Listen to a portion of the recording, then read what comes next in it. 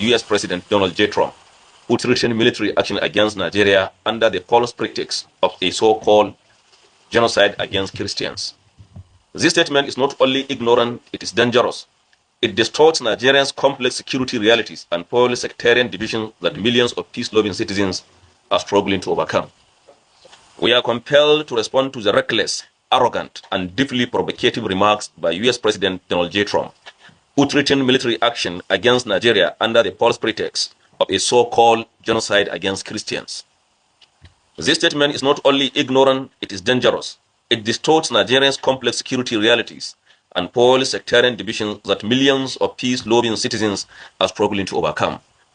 The context of Trump's threats. Trump's outburst followed a manipulated petition engineered by Amnesty International using the voice of his Nigerian country director Isa Sanusi, cynically deployed to give credibility to a toxic Western narrative. This petition, dressed up as human rights advocacy, is part of a broader campaign to vilify Nigeria and justify foreign interference under humanitarian pretense. Let us be clear, there is no genocide against Christians in Nigeria. There is a national security crisis affecting all Nigerians, Muslims, Christians, and others alike. The flawed Christian genocide narrative. The CNG rejects the false and divisive narrative that violence in Nigeria is religiously one-sided. The data tells a very different story.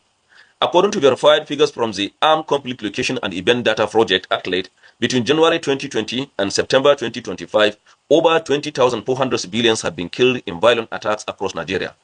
Of the reported incidents where religion could be verified, 317 Christian deaths and 417 Muslim deaths were recorded. The figures debunked the Western media's exaggerated portrayal of Christians as exclusive victims. The majority of victims in northern Nigeria, from Zamfara to Borno, Katsina to Sokoto, are Muslims, attacked in mosques, markets, roadside, and IDP camps. Recent data underscores this reality even further. According to the Armed Conflict Location and Event Data Project ACLED, an estimated 9,662 people were killed in violent incidents across Nigeria in 2024 alone, with a staggering 86% of those days occurring in the northern region, 41% in the northwest, 25.9% in the northeast, and 19.3% in the north central. These figures expose the gross imbalance in Western media narratives that focus almost exclusively on Christian victims while ignoring the scale of devastation endured by predominantly Muslim northern communities. As security analyst Bulama Bukarti warned in October 2025, changing service chiefs without reforms won't solve Nigerians' insecurity challenge. The crisis has evolved beyond personal swaps. His statement reflects a growing consensus that Nigerians' tragedy is one of leadership failure and institutional weakness, not a religious war. He earlier observes that Boko Haram and ISWAP kill Muslims and Christians alike, but their largest victims are Muslims by far. This hypocrisy must end. Nigerians' pain must not be filtered through a Western religious lens. The brutal reality on the ground. To underscore the tragic reality deliberately ignored by foreign propagandists, on January 11, 2025, bandits killed 21 people in Aure, Katsina State. On 19 August 2025, gunmen stormed a mosque in Malampashi during dawn prayers and slaughtered over 50 worshippers. In Zamfara State, between March and October 2025, dozens were killed in repeated attacks across Anka, Maru, and Sape local government areas. Yet, none of these atrocities made international headlines because the victims were Muslims, not Christians. These are not isolated incidents. They represent the daily horror faced by ordinary Muslims in rural communities whose days rarely make international headlines. No discussion of selective outrage is complete without recalling the Zaria massacre of December 12 to 14, 2015, when over 340 members of the Islamic movement in Nigeria, IMN, mostly Shiite Muslims, including women and children, were killed. Even after Amnesty International and Human Rights Watch documented the atrocity with satellite imagery and mass grave evidence, no U.S. administration, including Trump's, ever condemned the killings because the victims were Muslims. This silence further exposes the double standard of Western governments and their selective morality in Nigerian affairs. The IPOB factor, a false victimhood.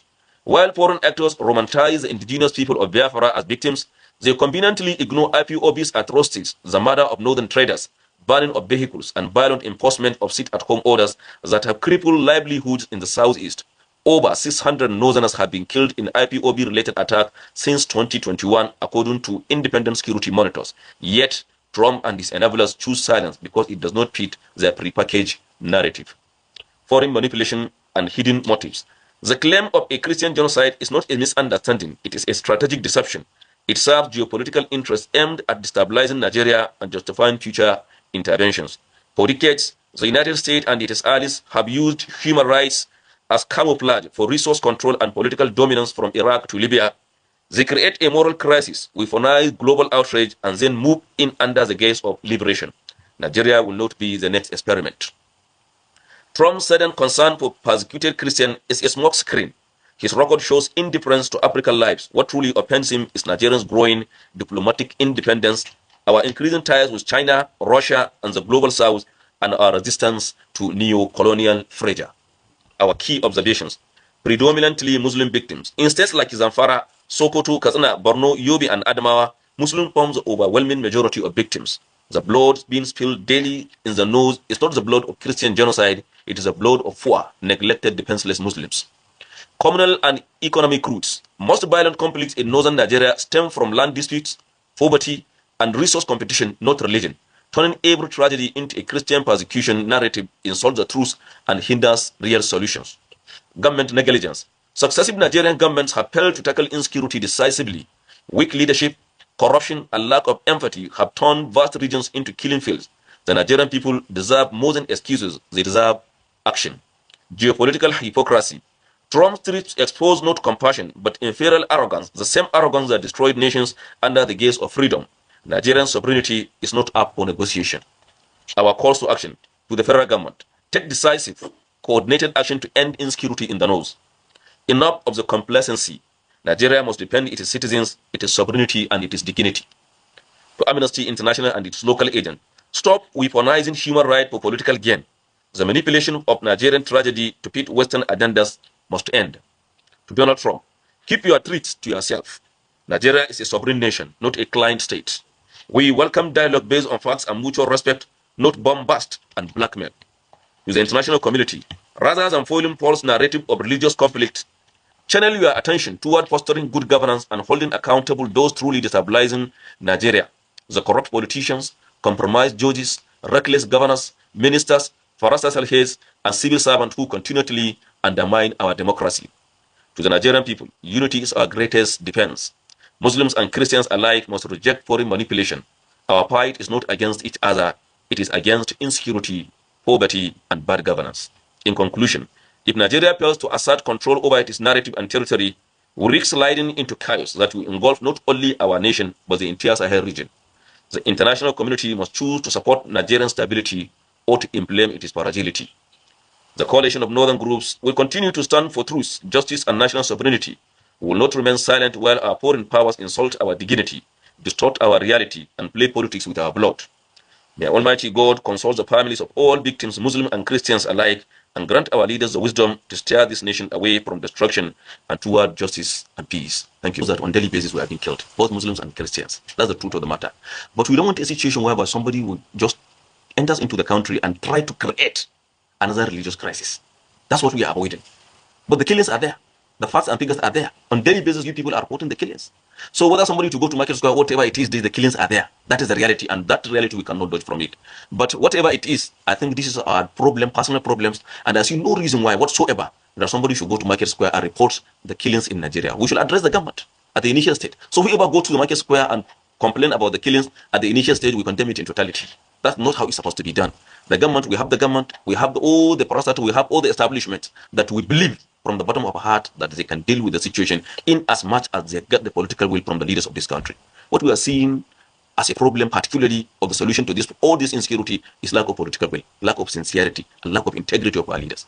Bad governance is behind all the insecurities that Nigerians are suffering today. Bad governance is behind whatever is happening to this country. Even bad governance is behind the Trump statements. Because I think we have the real leaders who cares about the country, who sympathize with the people in the country, who have conscience, who have humanity in their minds. I don't think that they will allow the situation to escalate to an extent that somebody will even go to the Market Square and report the situation. So we condemn it in totality. And about the sponsors of whatever it is, we have been calling the government, times without numbers, that the government must deal with everybody, either directly or indirectly, found that he has hands in this situation. We have been calling that even those people that are aiding them, not even talk of sponsoring, that are aiding them, even people that are giving them the opportunities, even to where to sleep, where to have medical access, access to medicine, access to whatever it is, they should be dealt with decisively. So we still repeat our call that the government should push out All those people that are behind the killings in this country, deal with them squarely and let them show the evidence to other Nigerians that whoever is doing this or whoever undermines the sovereignty or the security of this country will never go free.